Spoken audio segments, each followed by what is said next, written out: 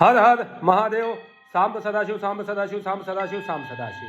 शिव पुराण श्री रुद्र संहिता तृतीय खंड 18वां अध्याय कामदेव का भस्म होना। ब्रह्मा जी बोले, हे मुनि नारद, कामदेव अपनी पत्नी रति और वसंत ऋतु को अपने साथ लेकर हिमालय पर्वत पर पहुंचे, जहां त्रिलोकीनाथ भगवान शिव शंकर तपस्या में मग्न बैठे थे। कामदेव ने शिवजी पर अपने बाण चलाए। इन बाणों के प्रभाव से शिवजी के हृदय में देवी पार्वती के प्रति आकर्षण होने लगा तथा उनका ध्यान तपस्या से हटने लगा। ऐसी स्थिति देख महायोगी शिव अत्यंत आश्चर्यचकित हुए और मन में सोचने लगे कि मैं क्यों अपना ध्यान एकाग्रचित नहीं कर पा रहा हूँ, मेरी तपस्या में यह विघ्न कैसा आ रहा है। अपने मन में यह सोचकर भगवान शिव इधर उधर चारों ओर देखने लगे। जब महादेव जी की दृष्टि दिशाओं पर पड़ी तो वे भी डर के मारे कांपने लगी।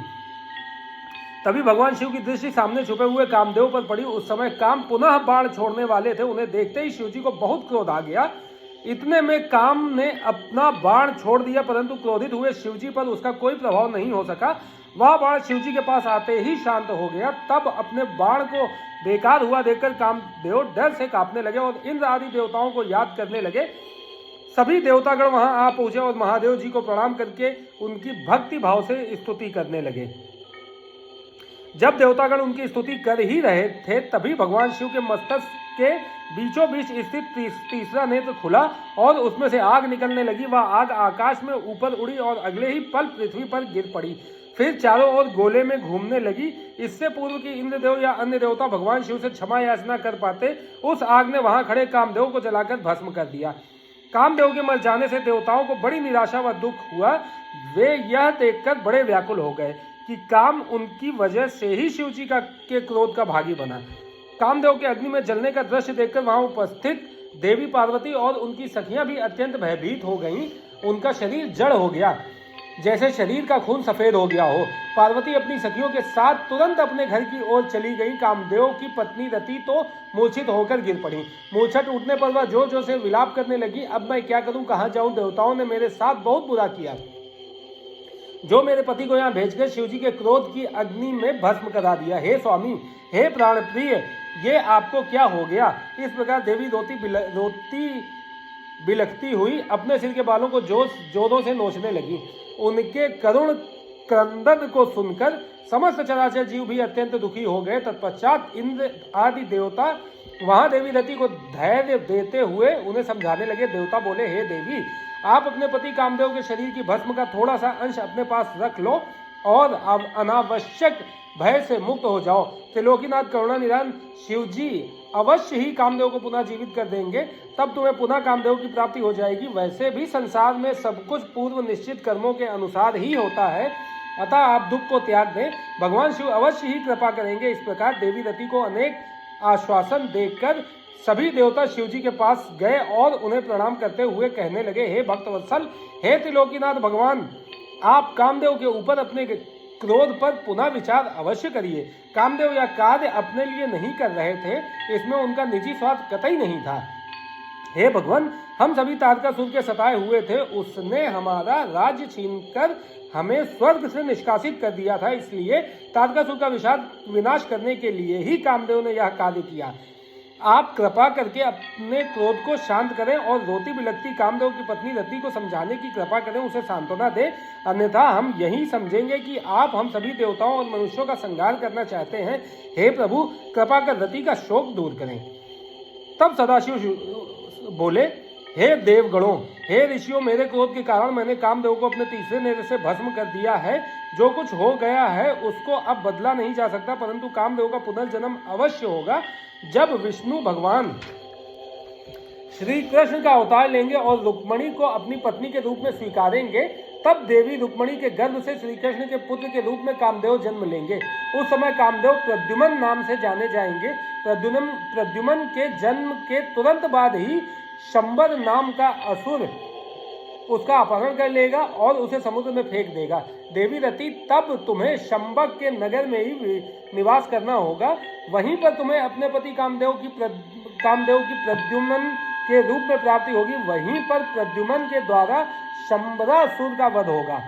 भगवान शिव की बात सुनकर देवताओं ने प्रसन्नता पूर्वक उन्हें प्रणाम किया और बोले, हे देवादिदेव महादेव करुणानिधान, आप कामदेव को जीवन दान दे और कामदेव के पुनर्जन्म तक देवी रति की प्राणों की रक्षा करें।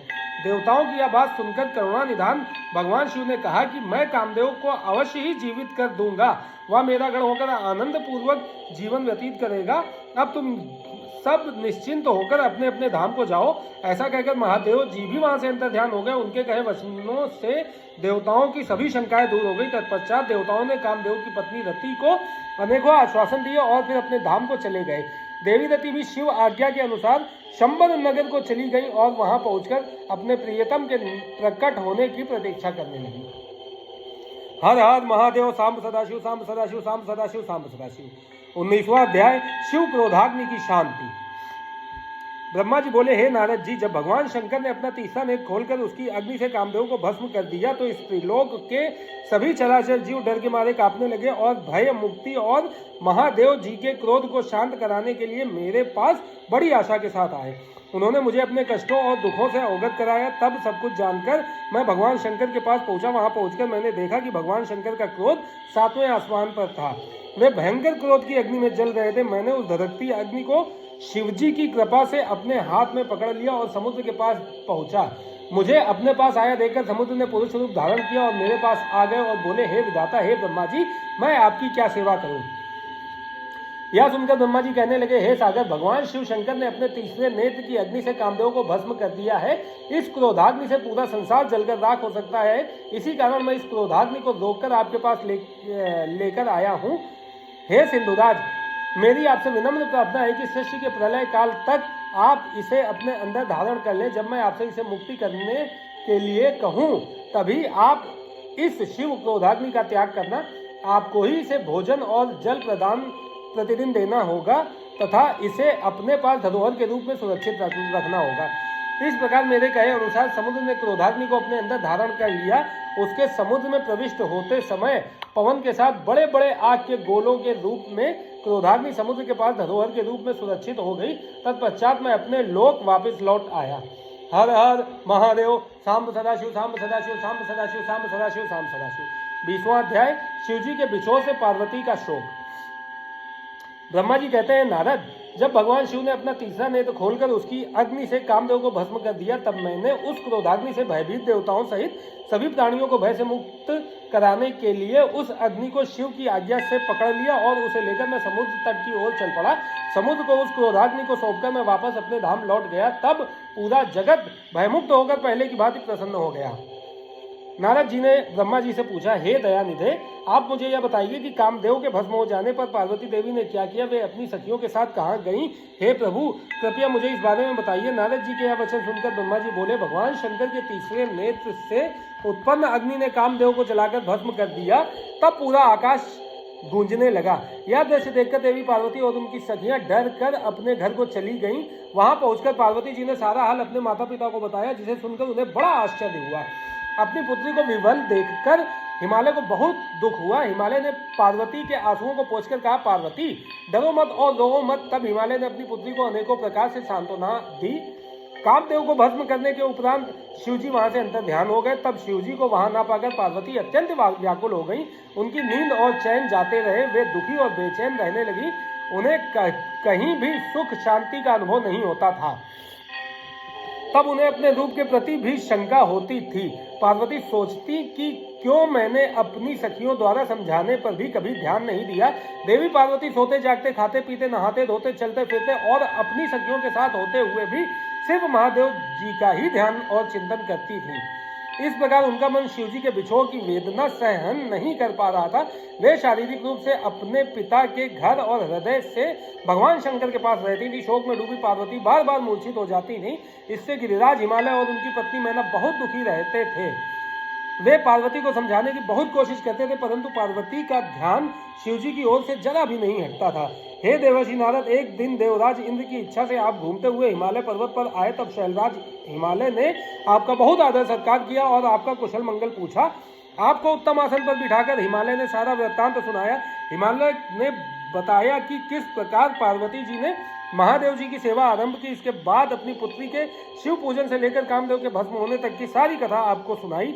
यह सब सुनकर आपने गिरिराज हिमालय से कहा कि आप भगवान शिव का भजन करें। तत्पश्चात हिमालय से विदा लेकर आप एकांत में गुमसुम बैठी देवी पार्वती के पास आ गए। तब उनका हित करने की इच्छा से आपने उन्हें इस प्रकार सत्य वचन कहे। आपने कहा, हे पार्वती, तुम मेरी बातें ध्यानपूर्वक सुनो। तुम्हारी यह दशा देखकर ही मैं तुमसे यह बात कह रहा हूँ।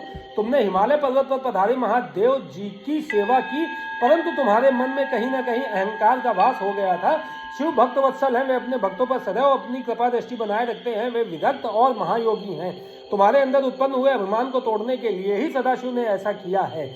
अतः तुम उन्हें तपस्या द्वारा प्रसन्न करने का प्रयत्न करो। तुम चिरकाल तक उत्तम भक्ति भाव से उनकी तपस्या करो। तुम्हारी तपस्या से प्रसन्न होकर महादेव जी निश्चय ही तुम्हें अपनी सहधर्मिणी बनाना स्वीकार करेंगे। यही शिव जी को पति रूप में प्राप्त करने का एकमात्र साधन है। हे नारद, आपकी यह बात सुनकर देवी शिवा हर्षित होते हुए इस प्रकार बोली, हे मुनिश्रेष्ठ, आप सब कुछ जानने वाले तथा इस जगत का उपकार करने वाले हैं, अतः आप शिव जी की आराधना के लिए मुझे कोई मंत्र प्रदान करें। तब आपने पार्वती को पंचाक्षर शिव मंत्र ओम नमः शिवाय का विधि पूर्वक उपदेश दिया।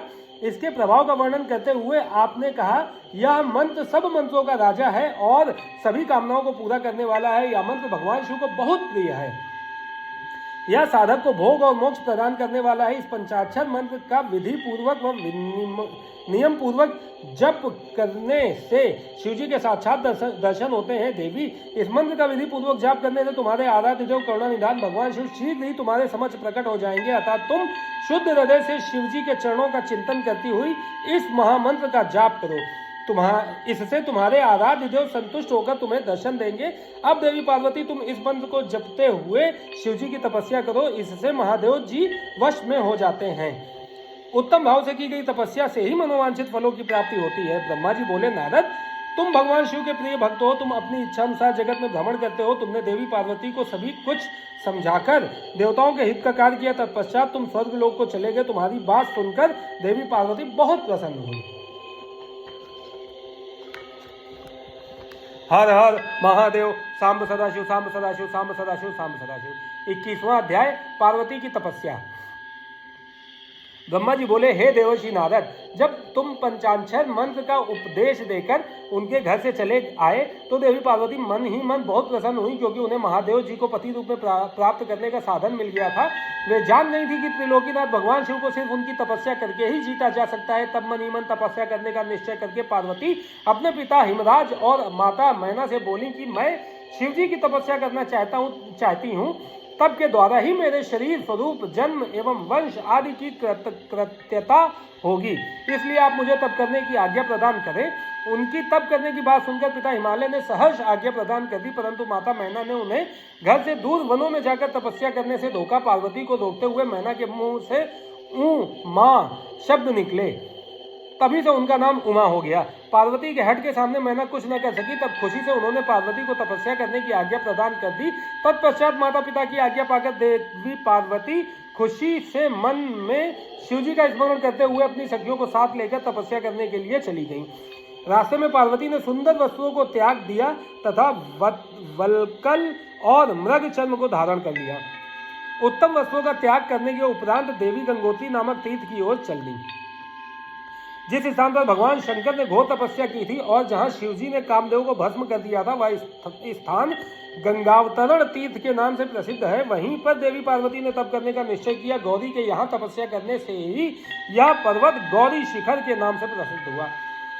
उस स्थान पर पार्वती ने अनेक फलों के वृक्ष लगाए।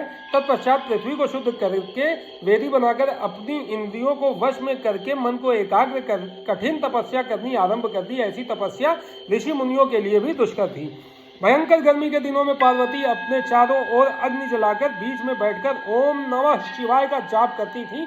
वर्षा ऋतु में वे किसी चट्टान पर अथवा वेदी पर बैठकर निरंतर जलधारा से भीगती हुई शांत भाव से मंत्र जपती रहती थी। सर्दियों में बिना कुछ खाए ठंडे जल में बैठकर पंचाक्षर मंत्र का जाप करती थीं। कभी कभी तो वे पूरी रात बर्फ की चट्टान पर बैठकर ध्यान करती थीं। सब कुछ भूलकर वे भगवान शिव के ध्यान में मग्न होकर उनका ध्यान करती रहती थीं। समय मिलने पर अपने द्वारा लगाए गए वृक्षों को पानी देती थी। शुद्ध हृदय वाली पार्वती आंधी, तूफान, कड़ाके की सर्दी, मूसलाधार वर्षा तथा तेज धूप की परवाह किए बगैर निरंतर मनोवांछित फलों के दाता भगवान शिव का ध्यान करती रहती थीं। उन पर अनेक प्रकार के कष्ट आए, परंतु उनका मन शिव जी के चरणों में ही लगा रहा। तपस्या के पहले वर्ष में उन्होंने केवल फलाहार किया, दूसरे वर्ष में वे केवल पेड़ के पत्तों को ही खाती थीं। इस प्रकार तपस्या करते करते अनेक वर्ष बीत गए। देवी पार्वती ने सब कुछ खाना पीना छोड़ दिया था। अब वह केवल निराहार रहकर ही शिव जी की आराधना करती थीं। तब भोजन हेतु पर्ण का भी त्याग कर देने के कारण देवताओं ने उन्हें अपर्णा नाम दिया। तत्पश्चात देवी पार्वती एक पैर पर खड़ी होकर ओम नमः शिवाय का जाप करने लगी। उनके शरीर पर वल्कल वस्त्र थे तथा मस्तक पर जटाएं थीं। इस प्रकार उस तपोवन में भगवान शिव की तपस्या करते करते 3000 वर्ष बीत गए। 3000 वर्ष बीत जाने पर देवी पार्वती को चिंता सताने लगी। वे सोचने लगी कि क्या इस समय महादेव जी यह नहीं जानते कि मैं उनके लिए तपस्या कर रही हूँ? फिर क्या कारण है कि वे मेरे पास अभी तक नहीं आए? वेदों की महिमा तो यही कहती है कि भगवान शंकर सर्वज्ञ, सर्वात्मा, सब कुछ जानने वाले, सभी ऐश्वर्यों को प्रदान करने वाले, सबके मन की बातों को सुनने वाले, मनोवांछित वस्तु प्रदान करने वाले तथा समस्त दुखों को दूर करने वाले हैं। तब क्यों वे अपनी कृपा दृष्टि से मुझ दीन को कृतार्थ नहीं करते? मैंने अपनी सभी इच्छाओं और कामनाओं को त्याग कर अपना ध्यान भगवान शिव में लगाया है। भगवान, यदि मैंने पंचाक्षर मंत्र का भक्ति पूर्वक जाप किया हो तो महादेव जी आप मुझ पर प्रसन्न हो। इस प्रकार हर समय पार्वती शिव जी के चरणों के ध्यान में ही मग्न रहती थी। जगदम्बा माँ का साक्षात अवतार देवी पार्वती की वह तपस्या परम आश्चर्यजनक थी। उनकी तपस्या सभी को मुग्ध कर देने वाली थी। उनके तप की महिमा के फल स्वरूप प्राणी और जानवर उनके ध्यान में बाधा नहीं बनते थे। उनकी तपस्या के परिणाम स्वरूप वहां का वातावरण बड़ा मनोरम हो गया था। वृक्ष सदा फलों से लदे रहते थे। विभिन्न प्रकार के सुंदर सुगंधित फूल हर समय वहां खिले रहते थे। वह स्थान कैलाश पर्वत की सी शोभा पा रहा था तथा पार्वती की तपस्या की सिद्धि का साकार रूप बन गया था। हर हर महादेव, सांब सदाशिव, सांब सदाशिव, सांब सदाशिव, सांब सदाशिव। 22वां अध्याय, देवताओं का शिव जी के पास जाना। ब्रह्मा जी कहते हैं, मुनीश्वर, भगवान शिव को पति रूप में प्राप्त करने के लिए पार्वती को तपस्या करते करते अनेक वर्ष बीत गए, परंतु भगवान शिव ने उन्हें वरदान तो दूर अपने दर्शन तक न दिए। तब पार्वती के पिता हिमाचल, उनकी माता मैना और मेरु एवं मंदरांचल ने आकर पार्वती को बहुत समझाया तथा उन्हें वापस घर लौट चलने का अनुरोध किया। तब उन सबकी बात सुनकर देवी पार्वती ने विनम्रता पूर्वक कहा, हे पिताजी और माताजी, क्या आप लोगों ने मेरे द्वारा की गई प्रतिज्ञा को भुला दिया है? मैं भगवान शिव को अवश्य ही अपनी तपस्या द्वारा प्राप्त करूंगी। आप निश्चित होकर अपने घर लौट जाएं। इसी स्थान पर महादेव जी ने क्रोधित होकर कामदेव को भस्म कर दिया था और वनों को अपनी क्रोधाग्नि में भस्म कर दिया था। उन त्रिलोकीनाथ भगवान शंकर को मैं अपनी तपस्या द्वारा यहाँ बुलाऊंगी। आप सभी यह जानते हैं कि मैं भक्त वत्सल भगवान शिव को केवल भक्ति से ही वश में किया जा सकता है। अपने पिता, माता और भाइयों से ये वचन कहकर देवी पार्वती चुप हो गई। उन्हें समझाने आए उनके सभी परिजन उनकी प्रशंसा करते हुए वापस अपने घर लौट गए। अपने माता पिता के लौटने के पश्चात देवी पार्वती दुगने उत्साह के साथ पुनः तपस्या करने में लीन हो गई। उनकी अद्भुत तपस्या को देखकर सभी देवता, असुर, मनुष्य, मुनि आदि सभी चराचर प्राणियों सहित पूरा त्रिलोक संतृप्त होगा। देवता समझ नहीं पा रहे थे कि पूरी प्रकृति क्यों उद्विग्न और अशांत है। यह जानने के लिए इंद्र ने सब देवता गुरु बृहस्पति के पास गए। यह जानने के लिए इंद्र व सब देवता गुरु बृहस्पति के पास गए। तत्पश्चात वे सभी मुझ विधाता की शरण में सुमेरु पर्वत पर पहुंचे। वहां पहुंचकर उन्होंने मुझे हाथ जोड़कर प्रणाम किया तथा मेरी स्तुति की। तब वे मुझसे पूछने लगे कि प्रभु, इस जगत के संतप्त होने का क्या कारण है? उनका यह प्रश्न सुनकर मैंने त्रिलोकीनाथ भगवान शिव के चरणों का ध्यान करते हुए यह जान लिया कि जगत में उत्पन्न हुआ दाह देवी पार्वती द्वारा की गई तपस्या का ही परिणाम है। अतः सब कुछ जान लेने के उपरांत मैं इस बात को श्री हरि विष्णु को बताने के लिए देवताओं के साथ क्षीर सागर को गया। वहां श्री हरि सुखद आसन पर विराजमान थे। मुझ सहित सभी देवताओं ने विष्णु जी को प्रणाम कर उनकी स्तुति करना आरंभ कर दिया। तत्पश्चात मैंने श्री हरि से कहा, हे हरि, देवी पार्वती के उग्र तप से संतप्त होकर हम सभी आपकी शरण में आए हैं। हम सबकी रक्षा कीजिए, भगवान हमें बचाइए। हमारी करुण पुकार सुनकर शेष शैया पर बैठे श्री हरि बोले, आज मैंने देवी पार्वती की इस घोर तपस्या का रहस्य जान लिया है, परंतु उनकी इच्छा को पूरा करना हमारे वश की बात नहीं है। अतः हम सब मिलकर त्रिलोकीनाथ भगवान शिव के पास चलते हैं। केवल वे ही हैं जो हमें इस विकट स्थिति से उबार सकते हैं। देवी पार्वती तपस्या के माध्यम से भगवान शिव को पति रूप में प्राप्त करना चाहती हैं, इसलिए भगवान शिव से यह प्रार्थना करनी चाहिए कि वे देवी पार्वती से विधिवत विवाह कर लें। हम सभी को इस विश्व का कल्याण करने के लिए भगवान शिव से पार्वती का पाणी ग्रहण करने का अनुरोध करना चाहिए। भगवान विष्णु की बात सुनकर सभी देवता भयभीत होते हुए बोले, भगवान शिव बहुत क्रोधी और हठी हैं। उनके नेत्र काल की अग्नि के समान दीप्त है। हम भूलकर भी भगवान शंकर के पास नहीं जाएंगे, उनका क्रोध सहा नहीं जाएगा। उन्होंने कामदेव को भस्म कर दिया था। हमें डर है कि कहीं क्रोध में वे हमें भी भस्म ना कर दें। हे नारद, इंद्रादि देवताओं की बात सुनकर लक्ष्मीपति श्रीहरि बोले, तुम सब मेरी बातों को ध्यानपूर्वक सुनो। भगवान शिव समस्त देवताओं के स्वामी और भयों का नाश करने वाले हैं। तुम सबको मिलकर कल्याणकारी भगवान शिव की शरण में जाना चाहिए। भगवान शंकर पुराण पुरुष, सर्वेश्वर और परम तपस्वी हैं। हमें उनकी शरण में जाना चाहिए। भगवान विष्णु के इन वचनों को सुनकर सब देवता त्रिलोकीनाथ भगवान शिव का दर्शन करने के लिए उस स्थान की ओर चल पड़े जहां महादेव जी तपस्या कर रहे थे। उस मार्ग में ही देवी पार्वती उत्तम तपस्या में लीन थी। उनके तप को देखकर सभी देवताओं ने प्रसन्नता पूर्वक उन्हें दोनों हाथ जोड़कर नमस्कार किया। तत्पश्चात उनके तप की प्रशंसा करते हुए मैं श्रीहरि, विष्णु और अन्य देवता भगवान शिव के दर्शनार्थ चल दिए हैं। वहां पहुंचकर हम सभी देवता कुछ दूरी पर खड़े हो गए और हमने तुम्हें भगवान शिव के करीब यह देखने के लिए भेजा कि वे कुपित हैं या प्रसन्न हैं। नारद, तुम भगवान शिव के परम भक्त हो तथा उनकी कृपा से सदा निर्भय रहते हो, इसलिए तुम भगवान शिव के निकट गए तथा तुमने उन्हें प्रसन्न देखा। फिर तुम वापस लौटकर हम सभी के पास आए और उनकी प्रसन्नता के बारे में हमें बताया। तब हम सब भगवान शिव के करीब गए। भगवान शिव सुखपूर्वक प्रसन्न मुद्रा में बैठे हुए थे। भक्तवत्सल भगवान शिव चारों ओर से अपने गणों से घिरे हुए थे और तपस्वी का रूप धारण करके योग पट्ट पर आसीन थे। मैंने श्रीहरि और अन्य देवताओं ने भगवान शिव शंकर को प्रणाम करके वेदों और उपनिषदों द्वारा ज्ञात विधि से उनकी स्तुति की। हर हर महादेव, सांब सदाशिव, सांब सदाशिव, सांब सदाशिव, सांब सदाशिव। 23वां अध्याय, शिव से विवाह करने का अनुरोध। ब्रह्मा जी कहते हैं, हे नारद, देवताओं ने वहां पहुंचकर भगवान शिव को प्रणाम करके उनकी स्तुति की।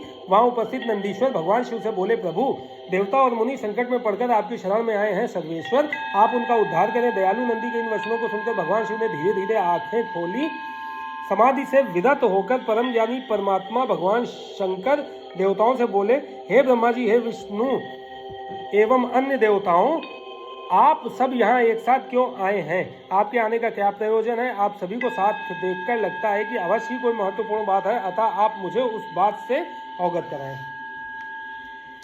भगवान शंकर के ये वचन सुनकर सभी देवताओं का भय पूर्णतया दूर हो गया और वे प्रसन्न होकर भगवान विष्णु को देखने लगे।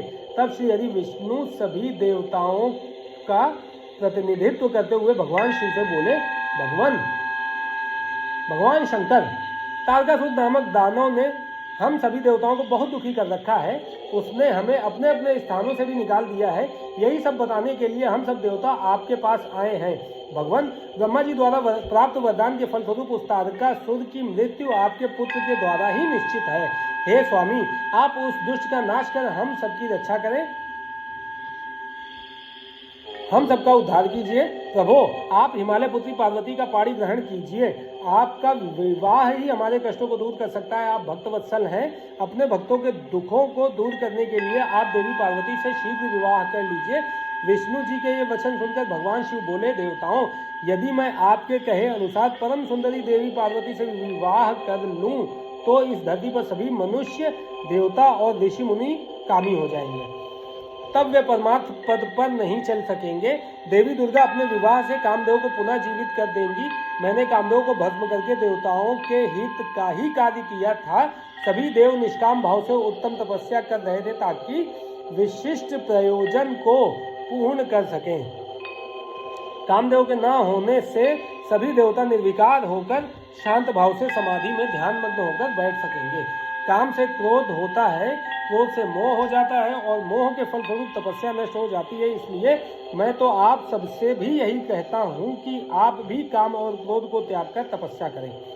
ब्रह्मा जी बोले, हे नारद, त्रिलोकीनाथ भगवान शिव के मुख से इस प्रकार की बातें सुनकर हम सभी हतप्रभ से उन्हें देखते रहे और वे हम सब देवताओं और मुनियों को निष्काम होने का उपदेश देकर चुप हो गए और पुनः पहले की भांति सुस्थिर होकर ध्यान में लीन हो गए। भगवान शिव ब्रह्म स्वरूप आत्मचिंतन में लग गए।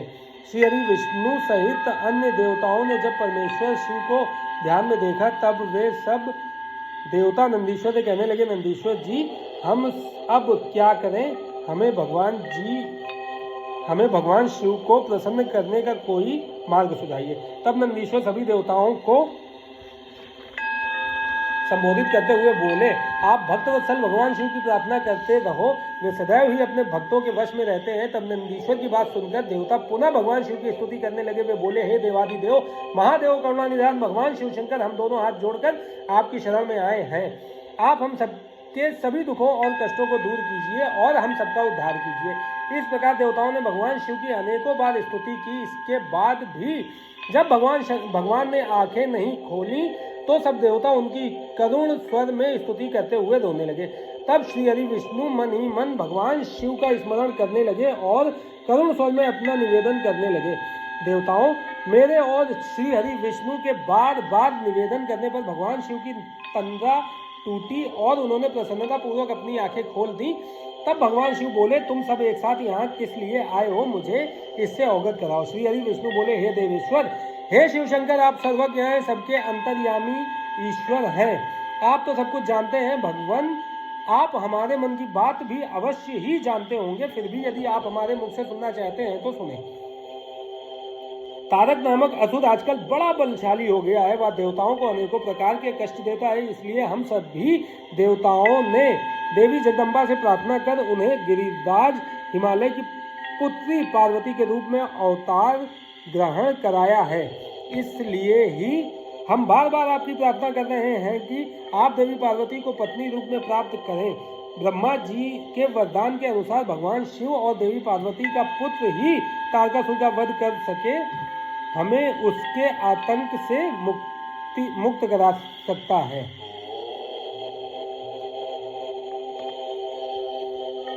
ब्रह्मा जी के वरदान के अनुसार भगवान शिव और देवी पार्वती का पुत्र ही तारकासुर का वध कर हमें उसके आतंक से मुक्त करा सकता है। मुनि श्रेष्ठ नारद के उपदेश के अनुसार देवी पार्वती कठोर तपस्या कर रही हैं। उनकी तपस्या के तेज के प्रभाव से समस्त चराचर जगत संतप्त हो गया है। इसलिए हे भगवान, आप पार्वती को वरदान देने के लिए जाइए। हे प्रभु, देवताओं पर आए इस संकट और उनके दुखों को मिटाने के लिए आप देवी पार्वती पर अपनी कृपा दृष्टि कीजिए। आपका विवाह उत्सव देखने के लिए हम सभी बहुत उत्साहित हैं। अतः प्रभु, आप शीघ्र ही विवाह बंधन में बंधकर हमारी इस इच्छा को पूरा करें। भगवान, आपने रति को जो वरदान प्रदान किया था उसके पूरा होने का भी अवसर आ गया है। अतः महेश्वर, आप अपनी प्रतिज्ञा को शीघ्र ही पूरा करें। ब्रह्मा जी बोले, हे नारद, ऐसा कहकर और प्रणाम करके विष्णु जी और अन्य देवताओं ने पुनः शिव जी की स्तुति की। तत्पश्चात वे सब हाथ जोड़कर खड़े हो गए। तब उन्हें देखकर वेद मर्यादाओं के रक्षक भगवान शिव हंसकर बोले, हे हरे, हे विधे और हे देवताओं, मेरे अनुसार विवाह करना उचित कार्य नहीं है, क्योंकि विवाह मनुष्य को बांधकर रखने वाली बेड़ी है। जगत में अनेक कुरीतियां हैं, स्त्री का साथ उनमें से एक है। मनुष्य सभी प्रकार के बंधनों से मुक्त हो सकता है, परंतु स्त्री के बंधन से वह कभी मुक्त नहीं हो सकता। एक बार को लोहे और लकड़ी की बनी जंजीरों से मुक्ति मिल सकती है, परंतु विवाह एक ऐसी कैद है जिससे छुटकारा पाना असंभव है। विवाह मन को विषयों के वशीभूत कर देता है, जिससे मोक्ष की प्राप्ति असंभव हो जाती है। मनुष्य यदि सुख की इच्छा रखता है तो उसे इन विषयों को त्याग देना चाहिए। विषयों को विष के समान माना जाता है। इन सब बातों का ज्ञान होते हुए भी मैं आप सबकी प्रार्थना को सफल करूंगा, क्योंकि मैं सदैव ही अपने भक्तों के अधीन रहता हूँ। मैंने अपने भक्तों की रक्षा के लिए अनेक कष्ट सहे हैं। हे हरे और हे विधे, आप तो सब कुछ जानते ही हैं। मेरे भक्तों पर जब जब विपत्ति आती है तब तब मैं उनके पास सभी कष्टों को दूर करता हूँ। भक्तों के अधीन होने के कारण मैं उनके हित में अनुचित कार्य भी कर बैठता हूँ। भक्तों के दुखों को मैं हमेशा दूर करता हूँ। तारकासुर ने तुम्हें जो दुख दिए हैं उन्हें मैं भली भांति जानता हूँ, उनको मैं अवश्य ही दूर करूंगा। जैसा कि आप सभी जानते हैं, मेरे मन में विवाह करने की कोई इच्छा नहीं है, फिर भी पुत्र प्राप्ति हेतु मैं देवी पार्वती का पाणी ग्रहण अवश्य करूंगा। अब तुम सब देवता निर्भय और निडर होकर अपने अपने धाम को लौट जाओ। मैं तुम्हारे कार्य की सिद्धि अवश्य करूंगा, इसलिए अपनी सभी चिंताओं को त्याग कर सभी सहर्ष अपने घर जाओ। ऐसा कहकर भगवान शिव शंकर पुनः मौन हो गए और समाधि में बैठकर ध्यान में मग्न हो गए। तत्पश्चात विष्णु जी और मैं देवराज इंद्र सहित सभी देवता अपने अपने धाम को खुशी से लौट गए। हर हर महादेव।